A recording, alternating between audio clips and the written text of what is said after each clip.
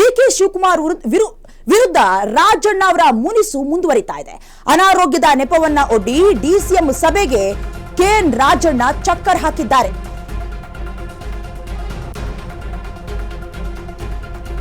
ಅನಾರೋಗ್ಯದ ನೆಪ ಒಡ್ಡಿ ಡಿಸಿಎಂ ಸಭೆಗೆ ಕೆಎನ್ ರಾಜಣ್ಣ ಚಕ್ಕರ್ ಹಾಕಿದ್ದಾರೆ. ಅಪೆಕ್ಸ್ ಬ್ಯಾಂಕ್ ವಿಚಾರವಾಗಿ ಸಭೆಗೆ ಮುಂದಾಗಿದ್ರು ಡಿಕೆ ಶಿವಕುಮಾರ್.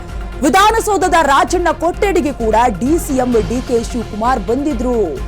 ರಾಜಣ್ಣ ಕೊಠಡಿಯಲ್ಲಿ ಕಾದು ಕಾದು ಸಾಕಾಗಿ ವಾಪಸ್ ಕೂಡ ಹೋಗಿದ್ರು ಡಿಕೆ ಶಿವಕುಮಾರ್. ಹುಷಾರಿಲ್ಲದ ರಾಜಣ್ಣ ಸಮುದಾಯದ ಸಭೆಗೆ ಹೇಗೆ ಹಾಜರಾಗೋದಕ್ಕೆ ಸಾಧ್ಯ? ಹಾಗಾದ್ರೆ ಸತೀಶ್ ಮನೆಯ ಸಭೆಯಲ್ಲಿ ಸಚಿವ ರಾಜಣ್ಣ ಅವರು ಭಾಗಿಯಾಗಿದ್ರು, ಅವರೇ ನೇತೃತ್ವವನ್ನು ಕೂಡ ವಹಿಸಿದ್ರು.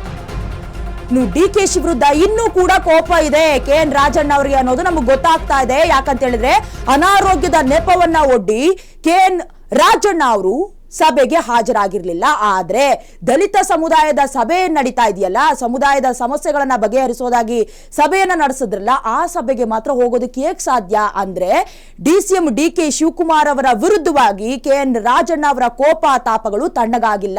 ಯಾಕಂದ್ರೆ ವಿಧಾನಸೌಧಕ್ಕೂ ಕೂಡ, ಅದರಲ್ಲೂ ರಾಜಣ್ಣ ಅವರ ಕೊಠಡಿಗೆ ಹೋಗಿ ಡಿಸಿಎಂ ಡಿಕೆ ಶಿವಕುಮಾರ್ ಅವರು ನಿನ್ನೆ ಎಲ್ಲ ಕಾದಿದ್ದಾರೆ, ಆದ್ರೂ ಕೂಡ ಅವ್ರಿಗೆ ಭೇಟಿಯೇ ಆಗಿಲ್ಲ. ನನಗೆ ಹುಷಾರಿಲ್ಲ, ಹಾಗಾಗಿ ನಾನು ಬರೋದಕ್ಕೆ ಸಾಧ್ಯ ಇಲ್ಲ ಅಂತ ಕೂಡ ರೀಸನ್ ಕೊಡ್ತಾರೆ. ಆದ್ರೆ ಸತೀಶ್ ಜಾರಕಿಹೊಳಿಯ ಮನೆಯ ಸಭೆಯಲ್ಲಿ ಭಾಗಿಯಾಗ್ತಾರೆ. ಕೆಲವೊಂದಷ್ಟು ಸಮುದಾಯದ ಕುರಿತಾಗಿ ಸಮಸ್ಯೆಗಳನ್ನ ಚರ್ಚೆ ಮಾಡ್ತಾರೆ. ಅಂದ್ರೆ ಅಲ್ಲಿಲ್ಲದ ಅನಾರೋಗ್ಯದ ಸಮಸ್ಯೆ ಡಿಕೆ ಶಿವಕುಮಾರ್ ಅವರನ್ನ ಭೇಟಿಯಾಗೋದಕ್ಕೆ ಬರೋದಕ್ಕೆ ಸಾಧ್ಯನಾ ಅಂತ.